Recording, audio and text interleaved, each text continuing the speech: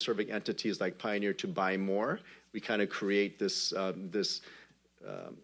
market that just feeds on itself, and just the prices just escalate. So we try to lobby against that. We try to make sure that we do things to try to keep the electricity costs low. And biomass energy, and I think just one final note on that is we do many things, but another thing, so people are probably familiar with the PSPS events, the public safety, public shutoff, and which PG&E has done, and it disrupts a lot of businesses and hospitals and elderly care facilities. So it really impacts our service territory, not so much the coastal ones, right? Because we have the wildfire risk. So it's not our job, but because the wires, again, as Don pointed out, are managed by the IOUs, the investor-owned utilities, but we advocate on our member agencies' behalf to say, hey, you can't just turn it off willy-nilly and just whatever you want. You have to, let's get a process, you have to be more transparent and all those things. So as an example, we also do things like that. Lisa, if you skip ahead we're gonna mix it up a little bit. So we're also wanna make sure, again, we put our money where our mouth is, right? So this is community reinvestment. As Don mentioned, we are a community utility. So the money that we make we don't make the money, but the money that we receive doesn't go to pay dividends. It goes to reinvest back in the community. A great example is when we first expanded to El Dorado County. One of the first things I did was buy electricity from El Dorado Irrigation District, which is a hydro facility. So we invested back in a community. We could have bought from anywhere else in the state, but we chose to work with them as our partner, as a local community partner. So that was about $126 million. No, I'm sorry, that one was 37 million. I don't have my reading glasses. These numbers are kind of small to me. So 126 million was how much we've actually saved so far, our customers. And there are 15 million feet in tariff. We work also with Placer County Water Agency, also buying electricity from them. Energy efficiency programs, we're going to be investing $2 million there, and 1.2 million in renewable energy credits from Sierra Pacific Industries, SPI, from their biomass facility. So again, we invest back into our community. Next slide, please. And then as to show, Pioneer is the lowest cost load serving entity in the state of California. We've actually won and been recognized. Unsolicited award that we received. We didn't even know about it until they sent us a letter and the award. Maybe Gina can mention it when she comes up here for the lowest cost energy. And as you can tell from here, our standard product, which is already 44% renewable energy, is $219 compared to PG&E's $241, right?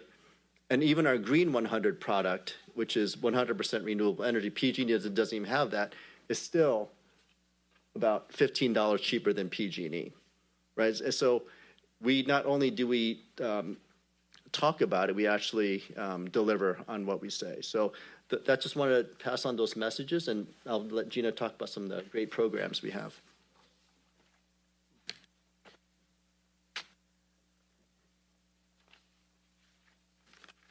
Thank you, Don and Sam. Don mentioned our commitment to the communities that we serve. Sam mentioned some of the programs that we have to incentivize development and development and generation. What I would like to talk to you a little bit about are some of the programs that we have created specifically to serve the communities that we are in. We do have a community advisory committee. It is comprised of volunteer members of the community. We meet monthly, and we really listen to them to hear about the types of programs they would like to see. From there, we've developed a number of programs. One thing I would like to mention is any program that a customer has with PG&E rolls right on over to Pioneer. And then in addition to that, there are programs that we have implemented, some of which are our online marketplace for customers who are interested in solar.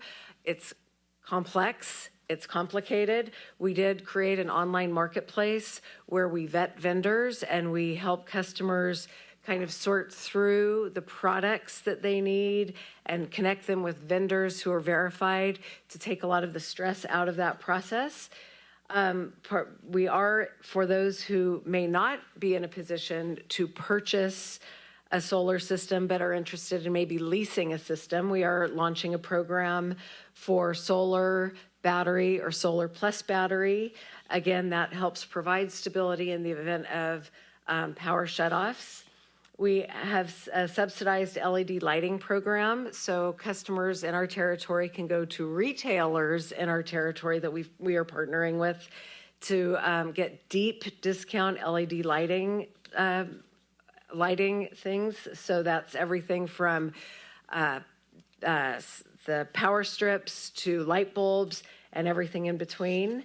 We are just launching an HVAC tune-up program, which will provide a rebate for customers who get their air conditioners tuned up this summer, which will help save energy, and also creates partnerships with HVAC contractors in our territory.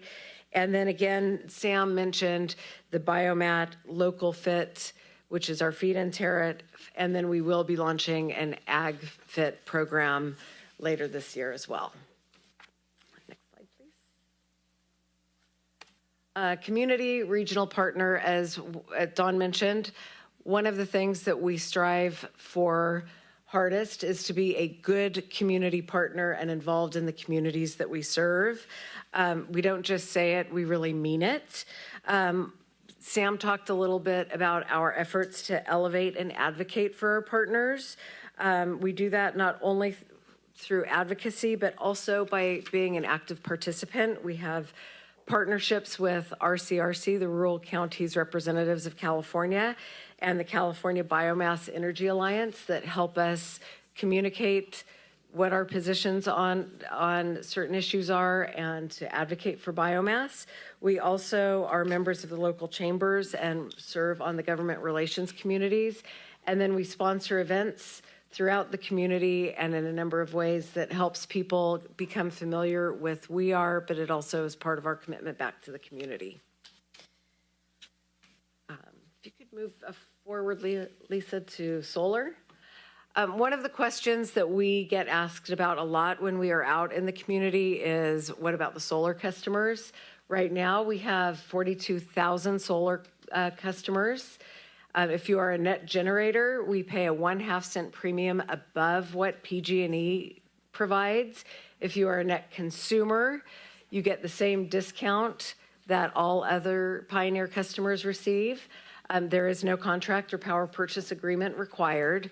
We reconcile monthly and then pay out annually. We are indifferent to which version of net energy metering a customer is on.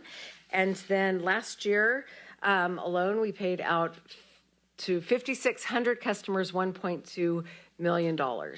So our solar program is very strong.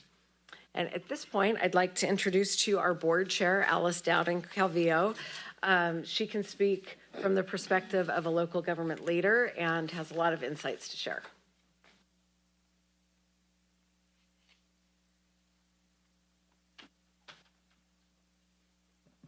Good afternoon, gentlemen, and everyone in the audience. It's my pleasure to be here today. I'm Alice Dowden-Calvillo. I am Auburn City Council member and the chair of Pioneer Community Energy. I've been sitting on the board of directors, I think, for 4 years now, and this is my 3rd term as chair of the board of directors. And it's just been, this is probably one of my favorite assignments as an elected leader, to serve on the Pioneer Community Board of Energy. And there's a variety of things here, but I just kind of wanted to talk to you, as an elected. And why Pioneer? We are a not-for-profit organization. So, and I think that's really important when we talk about our customers, our constituents. We provide them with a choice. So we're not PG&E. Our revenue does not go to pay board of directors or stakeholders or shareholders, not stakeholders, shareholders. And that's really important. Again, we're not for profit, and we are able to purchase electricity at a lesser rate because we don't have all that administrative overhead, right? And so we can offer a product at a cheaper rate. Right now, and this might be covered by staff, but in Placer County, our customers serve about they save 10% on their electrical rate. For El Dorado County, it's 19% savings, and for Nevada City and Grass Valley, it's 12%. That's savings right there, and they don't have to deal with PG&E. And some people are just so glad to get away from PG&E. So that's a great thing there, too. And we talked about the fact that we reinvest in our community. So we look to purchase our electricity from local providers within our service area whenever we can. So we're reinvesting those dollars. We've got all these great programs for our constituents with lighting, and we're working on this great program, as we talked about, with solar batteries and solar power. And so we're offering our customers great products. We're offering them a sustainable product itself. We have phenomenal customer service. How many of you hear about people calling PG&E and they've got they're just so sick and tired of it. They're on hold for whatever. We have a phenomenal customer service group. Our staff are just incredibly responsive. I hear it all the time. Our website is incredibly interactive and easy. You can go online and see exactly how much money you're going to save. So it's really great. We have some just great products. And to me, again, we are governed by our elected officials. So we all have a stake in this. We sit on the board of directors. We adopt these rates on an annual basis. From 2018 to 2023, our customers served $85 million they saved. $85 million. And we're looking to go, I think, 160, what was it to? I earmarked it here. So an additional $41 million this year in savings. So at the end of the day, to me, that's one of the most important things is we're able to save our constituents money, our businesses and our residents. Pioneer, again, we do have a Green 100 program, so 100% renewable energy. It's a choice. You're not mandated. Some of the CCAs along the coast, they actually require you to be a part of that, but that's a choice. Now, the City of Auburn, City of Grass Valley, and City of Nevada City actually we participate in the 100% renewable program. And I will tell you that for Auburn, it costs us an additional $11,000. We're still saving over what we would pay for PG&E. We're still saving. We're paying $11,000 to have renewable. But what we're really getting is, because we all have AB 32 compliance, we just did a greenhouse gas reduction update, as we're all required to do by the state of California. And from 2005 until today, we actually reduced our greenhouse gas emissions 50%. And the bulk of that was because we joined Green 100. We didn't have to do anything else. We did electrical vehicles like we all have to do. But that was a very easy way to get that. 50% we were able to reduce our greenhouse gases. So we have that as an option. Another thing that's great is that, we all had compliance with SB 1383. That's the organics law, where you have to purchase the mulch and distribute that and all that other kind of thing. For our jurisdictions, something that Pioneer came up with was a plan where we purchase attributes from a biomass facility down south. So now the City of Auburn doesn't have to worry about purchasing back all that mulch that's at the waste facility. We don't have to store it. We don't have to give it away. We don't have to do anything. We were able to achieve compliance through this contract that Pioneer negotiated for its members. And that wasn't even a requirement that Pioneer do that, but they saw an opportunity to help the member agencies. And so I think at least half of our agencies are participating in this SB 1383 compliance with just a nominal amount of money and not having to deal with all the headache of the compost and all that other stuff. So that might be something that Live Oak is interested. I don't know how you're meeting your SB 1383 compliance, but in any event, it's a great organization. I hope that you will seriously consider it. Again, we're giving our constituents a choice. They don't have to be a member, and saving money. And that, to me, is critical for our businesses and our residents. And I will turn it over. Who's the next person? Gina. I'll turn it back over to Gina.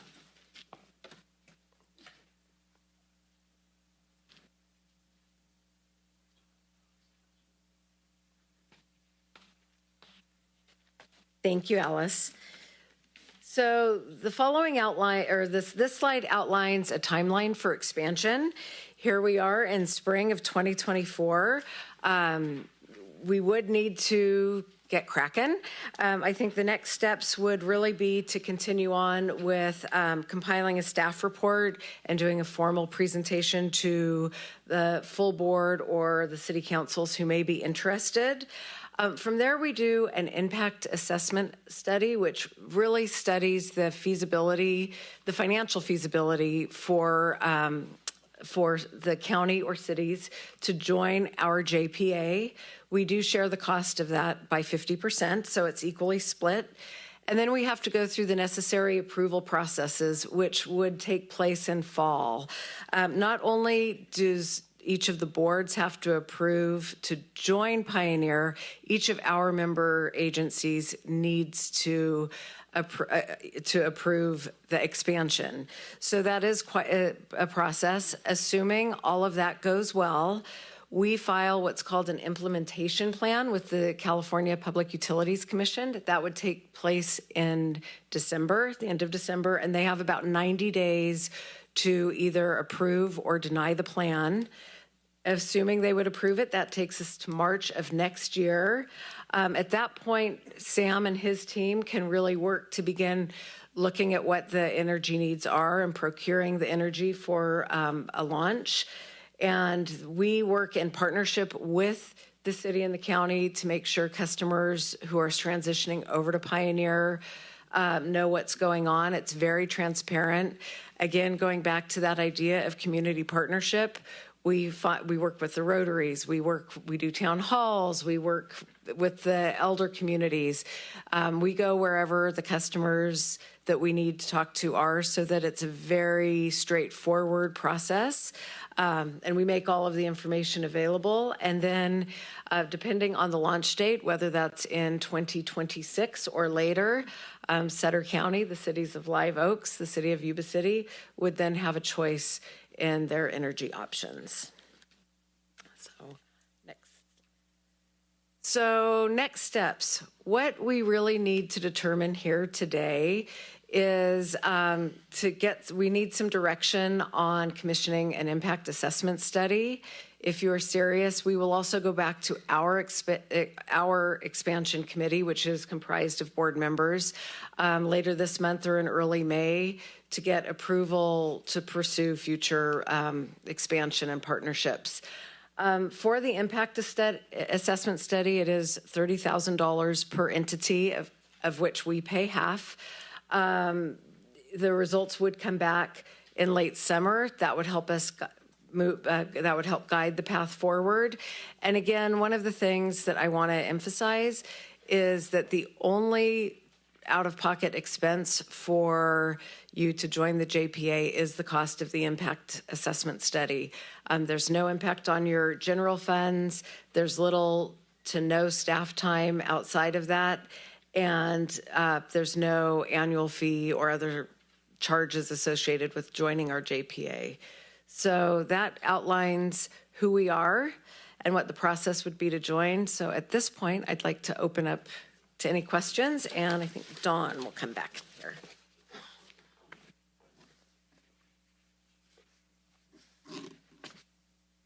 Any questions?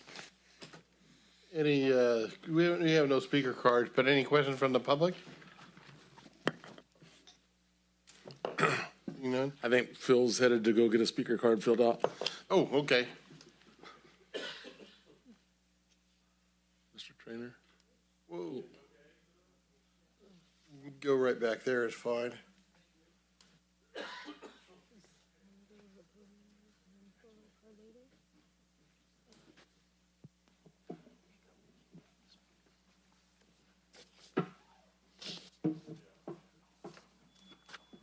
Excuse me dawdling along here, but such is life. These people from Pioneer, I think that the city, I don't think we got any option but going with them or going with another community power type business. What people don't look at is that the farming community pay an awful lot of money for pumping power. And nobody ever represents them or nobody ever says anything about it. But right now, I believe we are paying around 54 cents a kilowatt for energy, and that includes generation, which is manufacturing electricity. The other two issues that they have in there that haven't been addressed is the transmission and distribution. And that is the big issue right now, cost-wise. 20 years ago, 10 years ago, it really was nothing. But PG&E have been able to raise those prices quite considerably. I would suggest to the board that if we do go, which I'm talking about we because I'm one of the citizens here, if we do go with Pioneer, one of the things we have to look at is that I believe this area, Yuba City, Marysville, and Marysville has to be part of this in order to make it work. These two communities can provide a lot of their own power. I think we could go in and we could probably go in at the cheapest rate that anybody has because of what we know about generation. I've been in the electrical generation since 1984. We put in the first 25 megawatt plant back in 1984 over in Marysville. Yuba City at that time turned me down. But poor old Yuba City seems to have the ability. I'm not speaking about Yuba City itself, I'm talking about the county. They've been offered, when you look at the Bullard's Bar, they were offered to going in on that. And at the time they refused. And look at what they missed. They missed $100 million a year. But as far as Pioneer goes, I would go with them. I think there's some things that I would like answered. One of the problems that I have with them is that they don't seem to answer their telephone. No matter what you say, you may have a good suggestion for the board that you look after your customers, but when you look at the reviews on Google, a lot of the customers don't like the answering systems that you have because you don't answer them. I made 4 phone calls and never got an answer. If I had gotten an answer to these 4 phone calls, I wouldn't have been here today. But first of all, gentlemen, I believe we should take a look. Pioneer's the one that probably is the most logical one for us to get in with because they have the right, they've got the right background. Thank you. So with all of that, Thank you very much for your comments. For it. Thank you. Any other speaker cards? Nothing? Any questions from the board? Sorry, through the chair. Not so much a question, just that I have had an opportunity earlier to have this presentation, and it was actually brought to my attention by Mr. Trainer that had me reach out to Pioneer. Leanne Link, she reached out to them, was instrumental in bringing this all together. It's unfortunate that we only have the amount of people that we have in the audience today to be part of the study session. And I know that this is just a study session, so no action could be taken today, but I will recommend that we move forward with whatever we can as a county to 3 things that really stuck out to me was, first of all, we want to save our neighbors, we want to save money, and 2, we want to give the citizens a choice, and who isn't for local control. So I just want to thank you for your presentation, and we'll see how the process goes from here, but thank you. Through the chair. Go ahead, Dan. So I too want to add to Supervisor Baines's comments. I first got introduced to this from Alice, so this was a while back at a cap-to-cap gathering where you brought it up, and then Phil, we met with you as well, and we really appreciate the presentation today. Hearing what I hear today, I think I'd be very supportive of moving forward on something like this as if we bring it to the board. For me, I see the things that Supervisor Baines mentioned as saving money, but also taking better steps towards renewable energy usage from our community as a whole. So, my comment is that I'd like to just pioneer forward with Sutter County and see what we can do with that. So. I am going to have to use that. I liked that. All right, thank you. Pioneer forward. Yes, pioneer forward, Sutter County. But thank you very much. Appreciate it. Mike.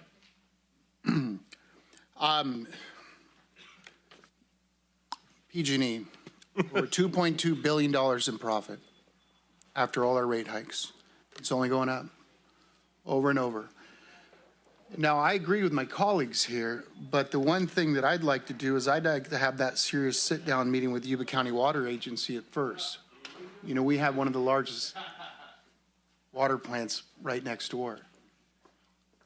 And at the end of the day, you're buying power from these types of people. So why should I go through you when I just go direct? So that's going to be one of my questions as well. So I owe it to my constituents, you know, to ask all these questions. And like I said, I like what I hear. It sounds great. And something needs to be done. I agree with giving the choice to the community members and letting them pick and choose. But something has to be said about SMUD. And we all know people who live in Sacramento use SMUD, and the savings that they receive there, it's incredible.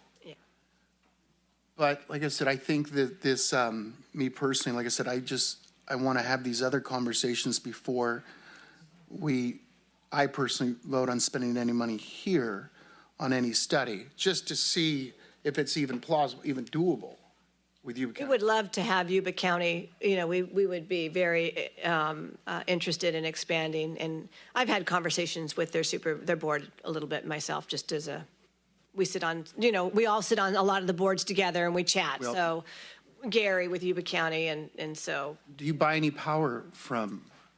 No. We currently do not, but we certainly, as Sam pointed out, if we were there, that would be number one, our purchase agreement we'd like to do. My understanding with Yuba County right now is that they are looking at either forming their own CCA or joining another one. There's been an ongoing study for about 2 years now. I'm probably going to check in with them in the next month or so to see where they're at, but that's a great point that you bring up.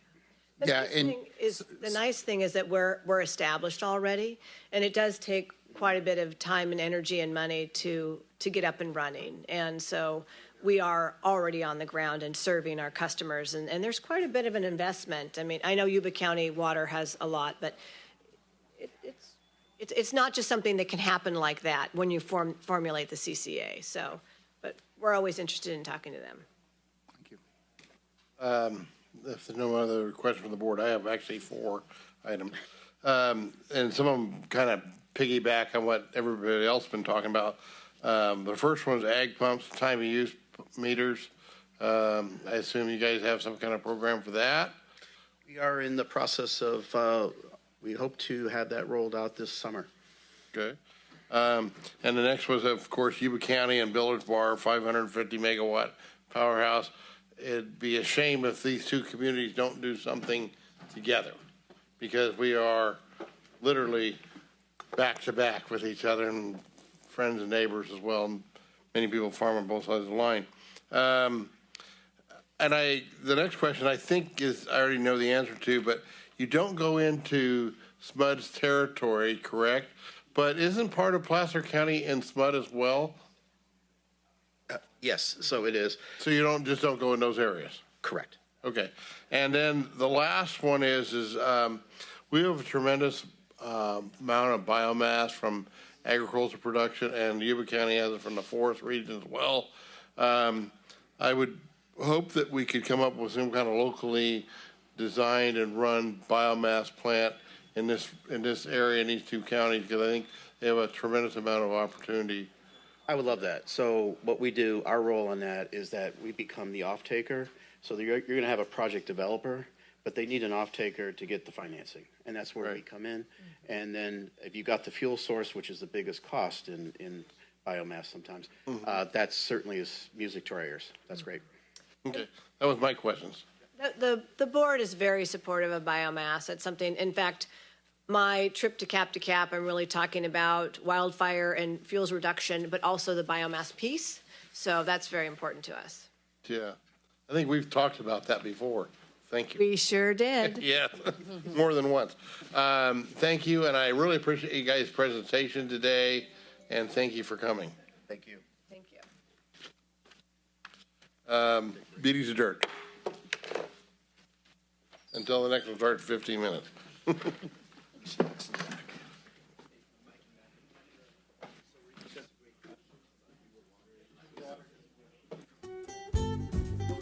Yuba-Sutter.LIVE's local government live streams are presented by Plumas Lake Self-Storage in Plumas Lake, where lifelong local residents are helping other residents keep things safe, providing indoor storage units, outdoor RV and vehicle parking, moving supplies, and Penske truck rentals. Details at plumaslakeselfstorage.com.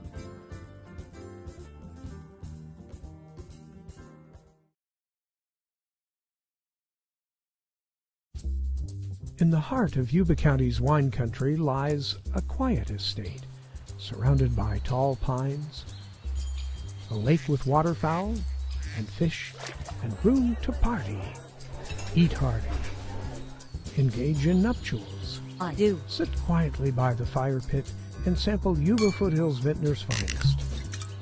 Frenchtown Inn, just 38 minutes from Marysville, a world away from cares. Hi, I'm Neil Goforth of Comfort Keepers of Yuba, Sutter, and Nevada counties. Caring for elders or even yourself has challenges.